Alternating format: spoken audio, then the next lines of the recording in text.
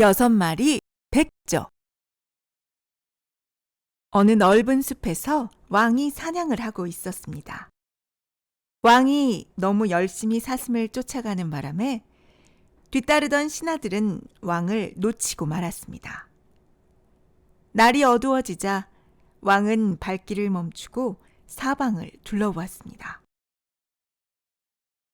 그제서야 왕은 자기가 길을 잃었음을 깨달았습니다. 숲에서 빠져나가는 길을 찾아보았지만 막막할 뿐이었습니다. 그때 늙은 여자 하나가 나타났습니다. 그녀는 고개를 건들건들거리면서 왕에게로 다가오고 있었습니다. 그 늙은 여자는 마녀였습니다. 부인, 숲에서 나가는 길을 가르쳐 주겠소? 아무렴 그러고 말굽쇼, 폐하. 다만 한 가지 조건을 들어주신다면요. 만약 조건을 안 들어주시면 숲에서 빠져나가는 길을 영영 못 찾고 굶어 죽고 말 거예요. 무슨 조건인가? 제게는 딸이 하나 있습니다. 이 세상 어떤 처녀 못지않게 아름답죠. 폐하의 아내가 되어도 남부끄럽지 않을 정도입니다. 만약 그 애를 왕비로 맞아주신다면 숲에서 나가는 길을 가르쳐 드리겠어요. 왕은 그럼하고 약속했습니다. 그러자 늙은 여자는 자기의 작은 오두막으로 왕을 데려갔습니다. 딸은 벽난로 옆에 앉아 있었습니다. 처녀는 마치 기다리고 있었다는 듯이 왕에게 인사를 했습니다. 생김새는 말대로 아름다웠으나 왕은 처녀가 마음에 들지 않았습니다. 처녀를 볼 때마다 왠지 가슴이 섬뜩해졌습니다. 왕이 처녀를 말에 태우자 그제서야 늙은 여자는 길을 가르쳐 주었습니다. 왕궁으로 돌아온 왕은 결혼식을 올렸습니다. 왕은 이미 결혼한 몸이어서 첫 번째 부인과 사이에 7 아이를 두었습니다. 6 아들과 외동딸이었습니다. 왕은 자식들을 이 세상 누구보다도 귀하게 여겼습니다.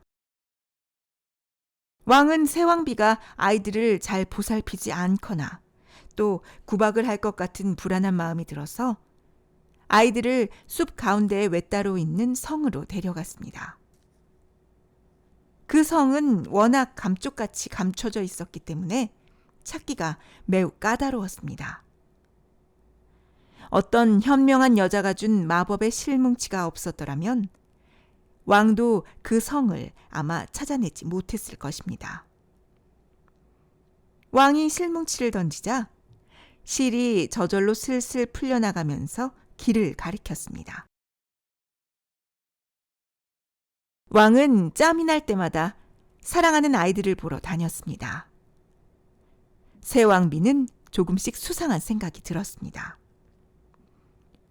혼자 무엇을 하러 숲속으로 들어가는지 궁금해서 견딜 수가 없었습니다. 새 왕비는 신하들에게 돈을 듬뿍 줘 마침내 비밀을 알아냈습니다. 신하들은 또 마법의 실뭉치가 있어야 길을 찾을 수 있다는 이야기도 덧붙였습니다.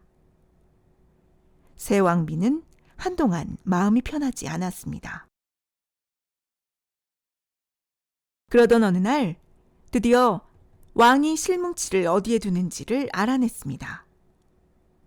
새 왕비는 작고 새하얀 비단 옷들을 만들어서 엄마에게서 배운 요술로 거기다 마법의 주문을 짜 넣었습니다.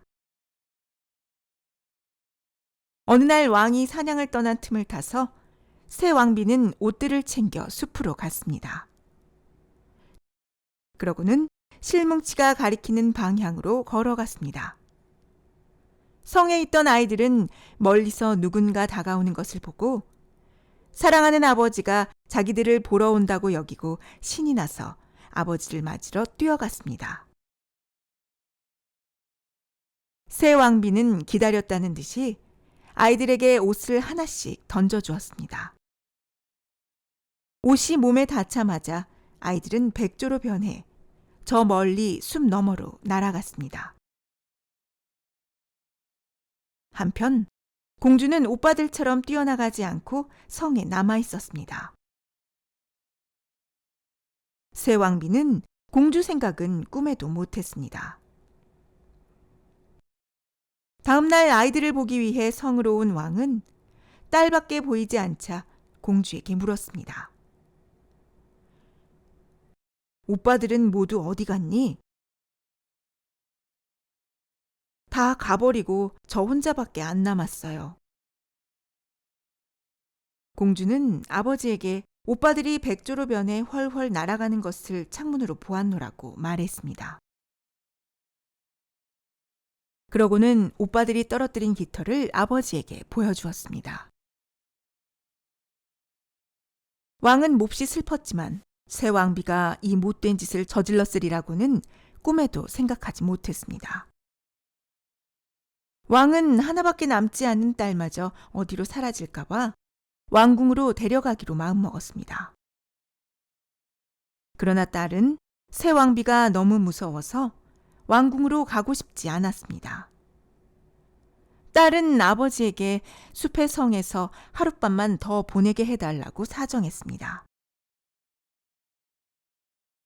이제 더 이상 이 속에 있을 순 없어. 오빠들을 찾아 나서야지. 하고 그 가엾은 공주는 생각했습니다. 밤이 깊어지자 공주는 성을 빠져나와 숲속 깊이 들어갔습니다. 밤새도록 그리고 다음 날도 하루 종일 쉬지 않고 걸었습니다. 마침내 너무 기진맥진해서 더 이상 발걸음을 옮길 수 없는 지경에 이르렀습니다.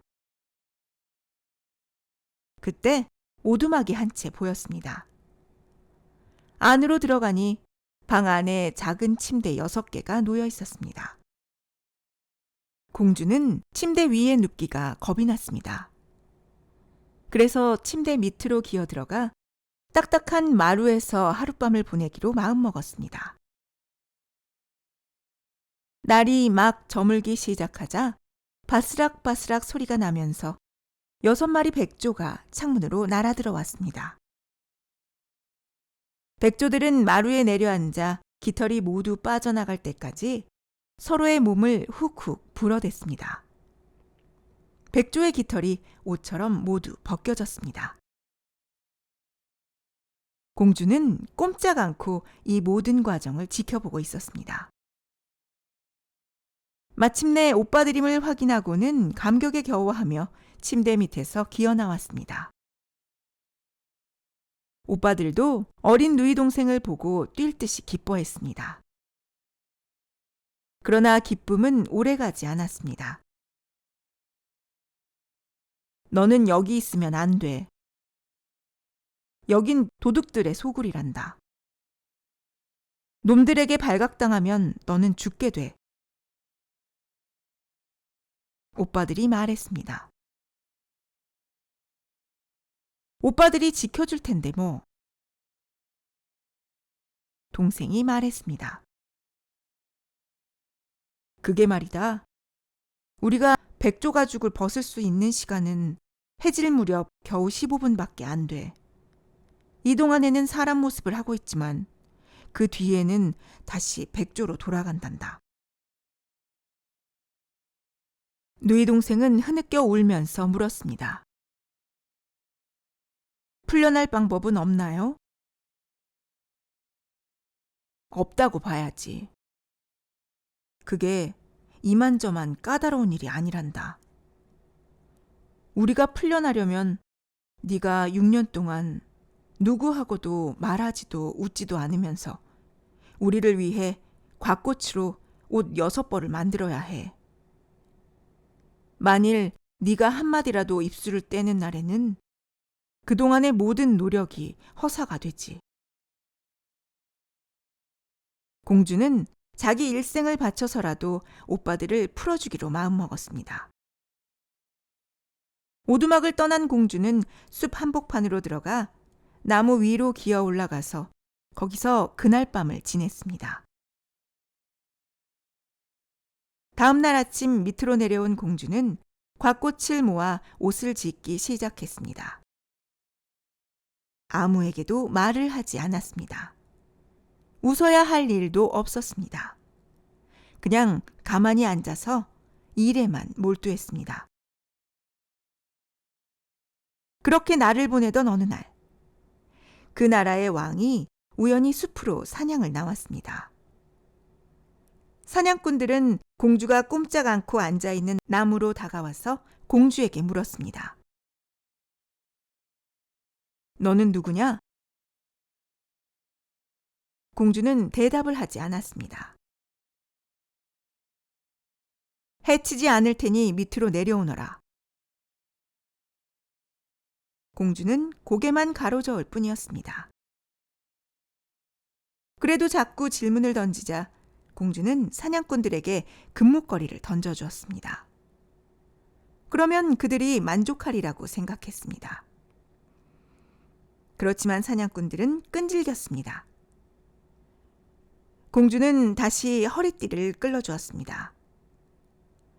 그것도 소용이 없자 이번에는 양말 데님을 풀어주었습니다. 이런 식으로 하나씩 주다 보니 마지막에는 속옷밖에 남지 않게 되었습니다. 그런데도 사냥꾼들은 물러갈 생각을 하지 않았습니다. 사냥꾼들은 나무 위로 올라와 공주를 끌고 내려가서는 왕에게로 데려갔습니다. 왕이 물었습니다. 너는 누구이며 그 나무 위에서 무엇을 하고 있었느냐? 공주는 대답이 없었습니다. 왕은 자기가 알고 있는 온 나라 말을 동원해 질문을 던져봤지만 공주는 굳게 입을 다물고 있었습니다. 공주의 아름다움은 왕의 가슴을 흔들어 놓았습니다. 왕은 공주를 깊이 사랑하게 되었습니다. 망토로 공주의 몸을 덮어주고는 말에 태워 성으로 데려갔습니다. 왕은 공주에게 화려한 옷들을 입혔습니다. 처녀의 아름다운 얼굴은 대낮처럼 밝게 빛났습니다. 그렇지만 처녀는 여전히 한마디 말도 하지 않았습니다. 식탁에서도 왕은 처녀를 자기 옆자리에 앉게 했습니다. 처녀의 겸손함과 예절 바른 행동이 왕의 마음에 쏙 들었습니다. 내가 결혼해야 할 사람은 이 세상 그 어떤 여자도 아니고 바로 이 여자다. 며칠 뒤에 두 사람은 결혼을 했습니다. 왕에게는 못된 어머니가 있었습니다. 그녀는 왕의 결혼에 불만을 품고 어린 왕비의 험담만 늘어놓았습니다. 그 못된 계집애, 왜 말을 않는 거야? 도대체 어디 출신이야? 왕비가 될 자격이 없어. 1년 뒤 왕비는 첫 아이를 낳았습니다. 시어머니는 며느리가 자고 있는 동안 아이를 빼앗아 가면서 며느리의 입가에 피를 덕지덕지 발라놓았습니다. 그러고는 왕 앞에 가서 어린 왕비가 식인종이라고 일러 바쳤습니다. 왕은 이 일을 그냥 흘려버렸습니다. 그러면서 자기 아내를 해치려는 사람은 그 누구든 용서하지 않겠다고 말했습니다. 그러는 동안에도 왕비는 한자리에 앉아 오직 옷 만드는 일에만 열중하고 있었습니다. 다시 어여쁜 아기가 태어났습니다. 못된 시어머니는 똑같은 속임수를 썼지만 왕은 그 말을 받아들이지 않았습니다. 그 여자는 신앙이 매우 깊고 선량합니다. 결코 그런 일은 하지 않습니다.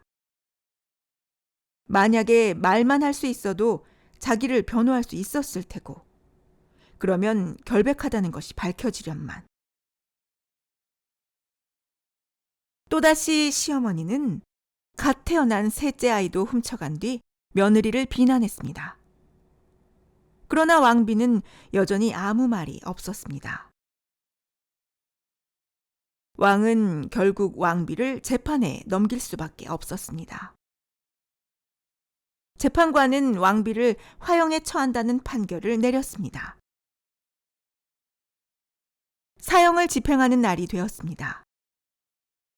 그날은 공주가 웃어서도 말해서도 안 되었던 6년이 되는 마지막 날이기도 했습니다.